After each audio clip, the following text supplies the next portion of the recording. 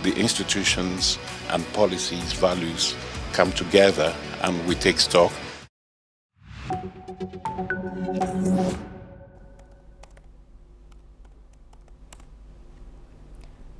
Hello and welcome. I'm Asima Katauka and you're watching the World Report on NewsX World. Let's take a look at the top headlines of this hour. The US military said it killed one person in a strike on low-profile vessel allegedly suspected of carrying drugs in international waters in the eastern Pacific Ocean. Meanwhile, the US Southern Command confirmed the strike on social media X.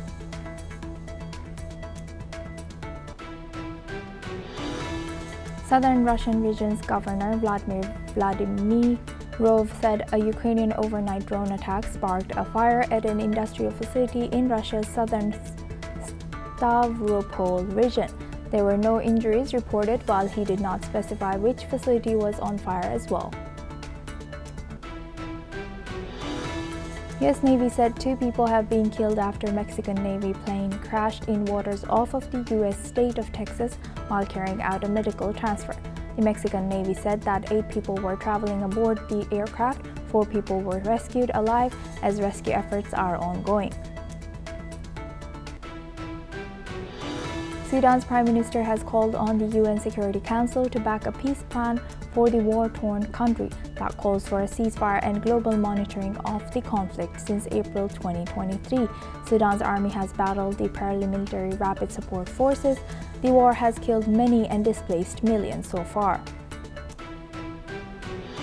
Vietnam's Communist Party chief To Lam is seeking a new mandate as the country's top leader has earned a reputation as an ambitious risk-taker, whose brief initial tenure was defined by rapid sweeping reforms and commanding leadership style, as senior officials of the Communist Party has ruled Vietnam unopposed for decades. Thailand's central bank chief, the Finance Ministry and the Securities and Exchange Commission will hold a briefing on the baht today. This move follows a surge in the currency as the baht has gained 10% against the dollar so far this year to become Asia's best performing currency.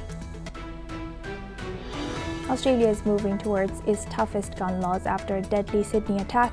New South Wales will vote on sweeping restrictions and a ban on terrorist symbols to boost its public safety.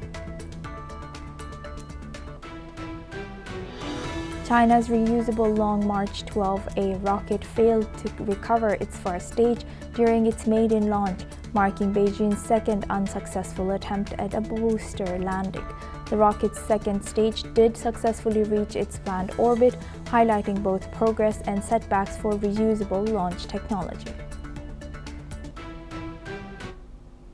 Now for this hour, we start with Russia and Ukraine. Russia has intensified strikes on Ukraine's southern Odesa region, triggering power cuts and damaging key port infrastructure.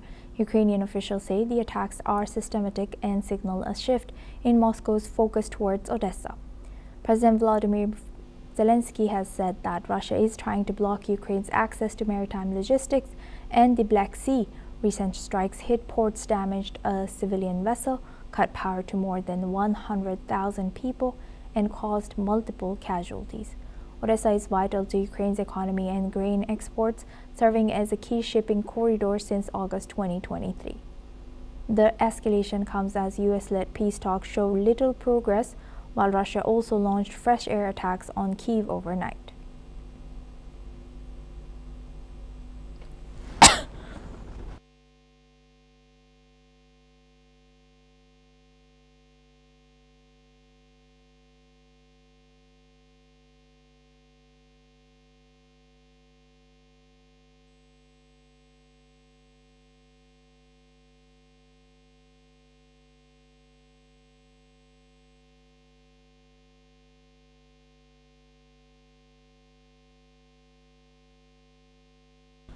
Russia has intensified strikes on Ukraine's southern Odessa, triggering power cuts and damaging key port infrastructure.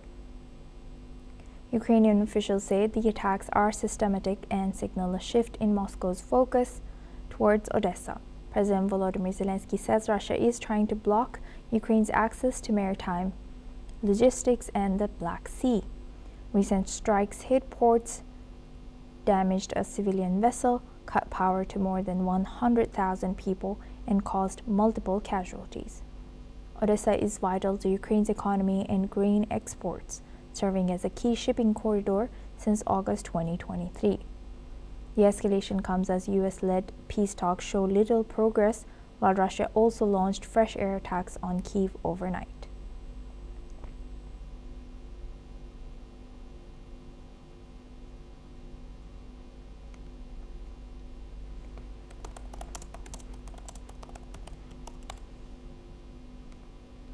Russia has intensified strikes on Ukraine's southern Odesa region, triggering power cuts and damaging key port infrastructure. Ukrainian officials say the attacks are systematic and signal a shift in Moscow's focus towards Odesa. President Volodymyr Zelensky says Russia is trying to block Ukraine's access to maritime logistics and the Black Sea. Recent strikes hit ports, damaged a civilian vessel, cut power to more than 100,000 people, and caused multiple casualties. Odesa is vital to Ukraine's economy and grain exports, serving as a key shipping corridor since August 2023. The escalation comes as US-led peace talks show little progress, while Russia also launched fresh air attacks on Kyiv overnight.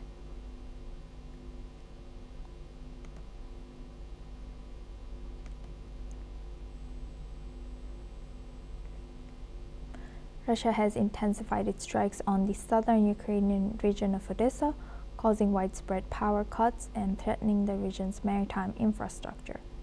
Ukrainian Deputy Prime Minister Oleksiy Kuleba has said that Moscow was carrying out systematic attacks in the region, and last week he warned that the focus of the war may have shifted towards Odesa.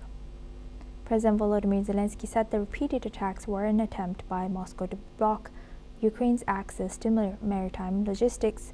Earlier in December, Russian President Vladimir Putin threatened to sever Ukraine's access to the sea as retaliation of 4 drone attacks on tankers of Russia's Shadow Fleet in the Black Sea. Shadow Fleet is a term that refers to hundreds of tankers used by Russia to bypass Western sanctions imposed after its full-scale Russia-Ukraine war. On Monday evening, strikes hit port infrastructure on Odesa, damaging a civilian vessel, the regional governor has said. It was the latest in a series of hundreds of strikes which have disrupted power supplies in the region for days on end and caused several casualties.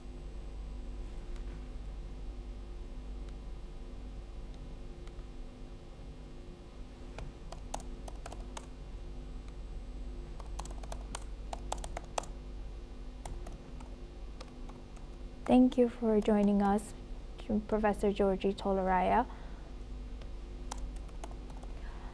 Now, my first question is, as Russia and Ukraine have, both intensified their strikes, how do you think this ongoing escalation from both sides is jeopardizing any peace efforts that we thought would have some kind of breakthrough on the weekend, but it did not?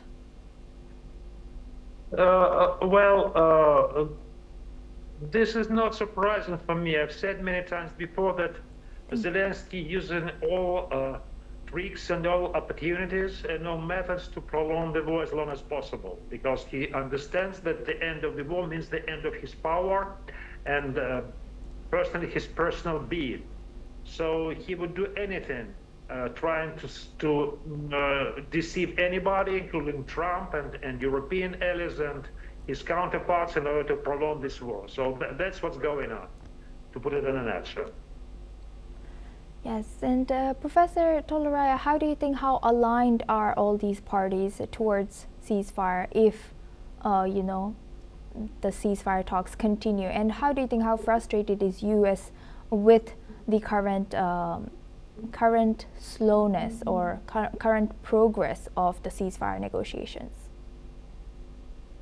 Well, I don't want to use the word ceasefire.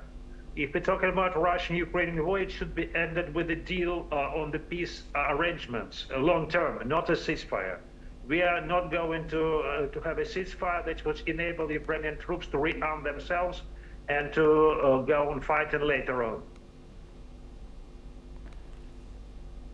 Right. And Professor, now, what do you think that Russia has changed its strategy to towards Odessa than the other regions in Ukraine? Well, I haven't seen any changes so far. Although, to my personal opinion, Odessa is, of course, a traditional Russian city. It's one of the jewels in the crown of Russian civilization. It's one of the most traditional cities of, within the Russia's culture, and it should be a Russian city. But I don't think it's possible right now. Maybe there could be some international status for Odessa, as I have suggested before on this program, but I haven't seen any change in military strategy, and I don't think that Russia is going to destroy Odessa to conquer it. Thank you very much, Professor Georgy Toloraya, for joining us as a professor of Russia Academy of Science from Moscow, from Bangkok, sorry. Thank you very much.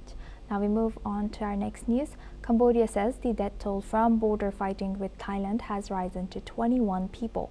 As clashes continue for a second week, the update came from Cambodia's Defense Ministry, which says fighting is still ongoing along disputed border areas. Despite the violence, both sides are now preparing to negotiate the terms of a possible truce. The talks are expected to focus on halting hostilities and restoring stability after weeks of deadly exchanges. Let's listen into what the Cambodian Defense Ministry spokeswoman has shared. The Thai side has deliberately attacked locations where Cambodian civilians reside, resulted in 21 deaths, including one infant, and injuries to 83 innocent Cambodian civilians as of 6 p.m. December 22, 2025. The situation in some areas are still under the Thai military armed aggression on the Cambodian sovereignty, but our forces continue to fight the aggressor fiercely and monitor the situation closely and remain highly vigilant. Meanwhile, China says the top priority for Thailand and Cambodia is to agree to an immediate ceasefire and resume dialogue to resolve their border dispute peacefully. A special Chinese envoy says fighting must stop as soon as possible. The two countries have been exchanging rockets and artillery daily for 3 weeks along their long disputed border after a truce brokered by ASEAN chair Malaysia and US President Donald Trump collapsed. China has joined ASEAN in urging restraint and says it is ready to support mediation and provide a platform for talks. Beijing has been carrying out shuttle diplomacy, meeting leaders in both countries.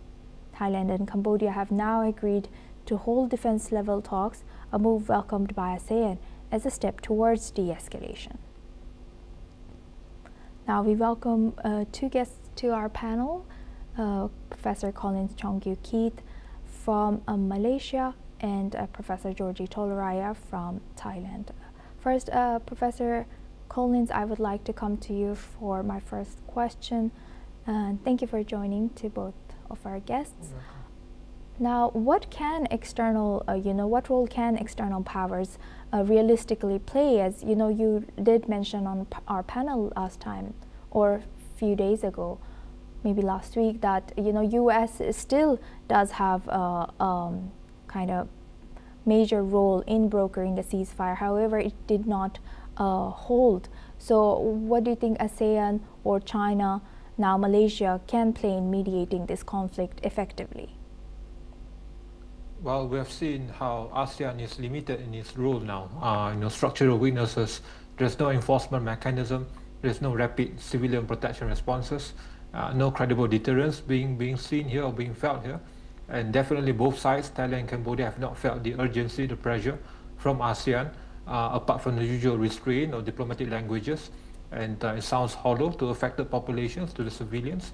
And as much as we have seen now for the past couple of weeks now, despite the criticisms against the role of the U.S., Trump's mediation model was still pressure-based, results-oriented, and it worked precisely because of the fact that it forced compliance rather than consensus. That is how ASEAN has been for the past many years now. So the willingness of both Thailand and Cambodia to revisit that framework shows that ASEAN's internal mechanisms alone are insufficient until there's this greater pressure from the US, from Trump precisely, and that external leverage still matters when trust collapses. So there's still lack of trust, of course, between both sides, and all this is less about Trump personally, but more about the truce architecture that would deliver this ceasefire disappear. Of course, we have seen how the legacy historical perspective of this conflict has been like hundreds of years, even 1,000 years, in terms of the difficulties and complexities. And this is something that is beyond ASEAN's capacity to determine alone. And this is an entrenched conflict and dilemma that we have seen here. And it will require the new unconventional approaches, and this is precisely what Trump has offered, both a mixture of his own pressure-based, results-oriented policy, and of course also the desire to prevent escalation. So this is the utmost importance now, to protect civilians, to prevent in this escalation, and to prevent this normative or this normalization of instability, and to prevent, of course, the escalation of conflict beyond the disputed borders. And this is what we have seen how the gap is being exposed here by ASEAN, and why ASEAN is still struggling to implement any desirable effects. And he has failed to do so in Myanmar, and he has failed now in Thailand and Cambodia conflict. Right. Thank you, Professor Collins, for sharing that. I would like to welcome back Professor Georgie to this discussion. Professor Georgie, what is your take? What do you think, how effective is the external powers in mediating this conflict, such as US, Malaysia, ASEAN, and China? Well, I in general agree to Professor Collins because, of course, ASEAN is not very good in arranging some compromises for the conflict, or to settling the conflicts. The ASEAN diplomacy itself is rather weak based on consensus. So ASEAN do provide a venue, but it's up to the parties to get to an agreement. And in this case, it's the matter for Cambodia and ASEAN, and of course Thailand is stronger, and I think it uses its comparative power to insist on its positions, blaming Cambodia of mindset and things like that, and Cambodia has little to answer or little to suggest.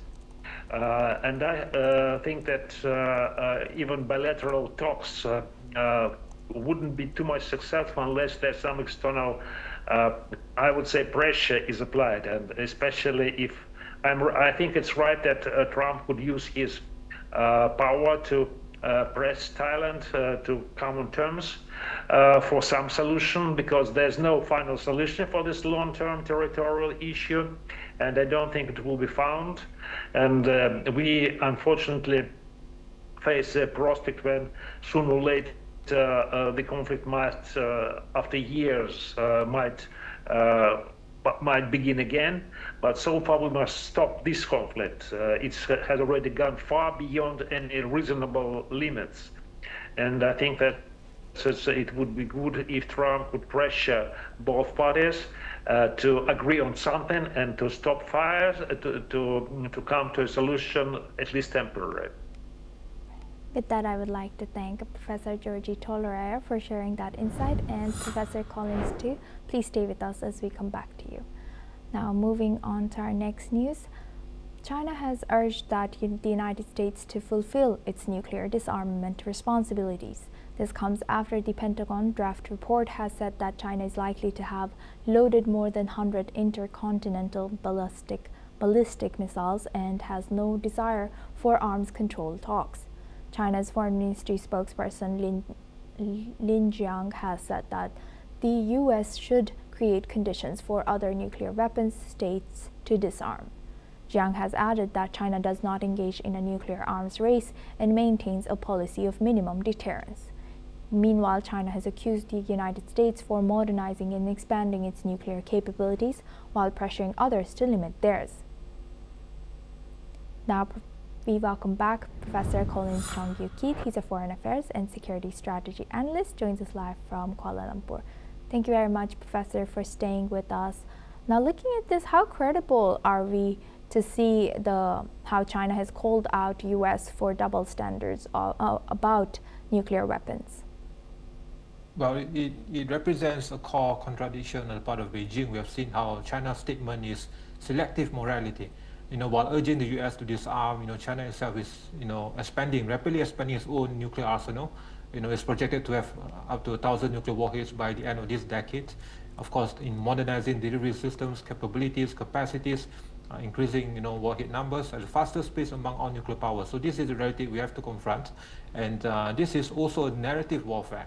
It's not an arms control advocacy. And Beijing is attempting to shift global attention away from its own nuclear build-up, of course, to cast the US in a negative light as irresponsible, of course, also to gain influence and presence among the global South members, and which are increasingly being threatened by these newfound talks about nuclear justice or nuclear deterrence. And of course, Beijing senses that, and of course, the U.S. still remains as the most transparent nuclear power in terms of reporting, legislative oversight, accountability, and all that. And while China is still operating with some kind of opaque, openness and refusing to join any meaningful arms control networks. So while China is calling for nuclear restraint, it is also at the same time quietly accelerating or speeding up or enhancing its own arms races that it claims to oppose. So this is again, a selective prosecution or selective call-outs and selective morality on the part of Beijing. So I would say that under Trump now, there's no way for Washington to lose its own competence or nuclear gap or nuclear competency. And on the other hand, is rapidly expanding its own conventional firepower, as we have seen with the recent Trump, naval build-up with his, this recent statement yesterday. Trump-class, naval ships. So we have seen how, at the same time, also the nuclear capacity has always been close to Trump's heart, and he has, rapidly also expanded the nuclear capacity of the U.S. while also at the same time projecting his, peaceful approach and, of course, being a peacemaker. And nuclear restraint, nuclear deterrence still has the utmost, advantages on the side of Washington as compared to Beijing now, and of course, the wariness in terms of Beijing's own quiet acceleration of nuclear capacity still remains one of the biggest threats to this region in Indo-Pacific as well as to the global platform as a whole. Yes, indeed. Thank you for emphasizing on that. With that, I would like to thank Professor Colin Chong-Yu-Keith for joining us and sharing that insight throughout our news. Now we move on to Pakistan. 5 Pakistani police personnel have been killed in the country's northwest when their van was ambushed in the bombing and shooting attack, as Pakistan struggles with the resurgence of militant violence. According to the provincial police, the vehicle was first targeted with improvised explosives before the attackers opened fire, killing 4 officers and the driver. The attack happened in Khyber Pakhtunkhwa province's Karak district, a region relatively unscathed by militant attacks, and comes as relations between Pakistan and neighboring Afghanistan have collapsed after a surge in violence. The countries have struggled to maintain a truce following their worst border clashes since the Taliban came to power in October, with Islamabad blaming the rise in militancy on groups using Afghan soil to plot their attacks.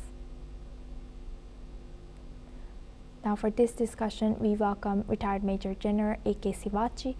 He is a geostrategic expert, joins us live from New Delhi. Thank you very much, Major General, for joining us again. Good to have you. Now looking at this, what more can you tell us, and what impact might this Afghan-Pakistan relations have on their Pakistan security and counter-terrorism efforts? As far as Pakistan-Afghanistan relations are there, they are going down here.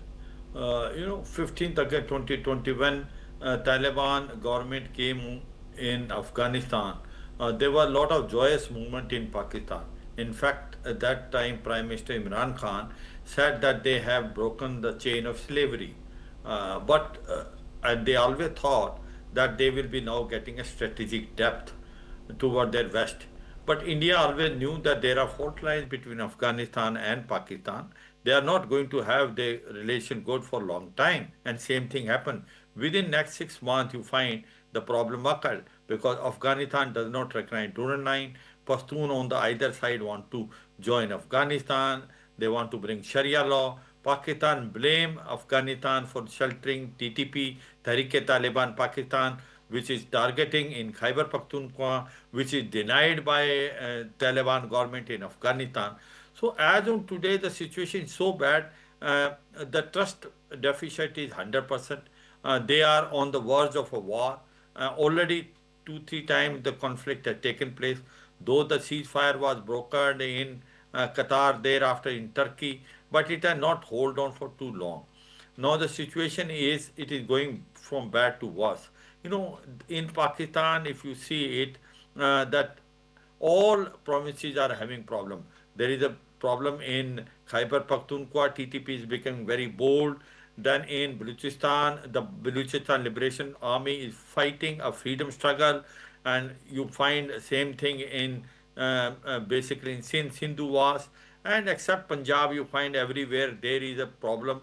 There is insurgency going, there is a terrorism going manifold, and especially in POK and Gilgit Pakistan, also people are on the street. They want to break away from Pakistan and join India. So now overall, you see a situation that it is a ripe time for the Pakistan to slip into a civil war. And in case if their civil war takes place, you find Pakistan breaking into four. That is Khyber Pakhtunkhwa, Balochistan, Sindh and Punjab, and POJK and Gilgit Pakistan joining India. So that sort of scenario is now emerging because Pakistan is unable to control terrorism. It is increasing many fold.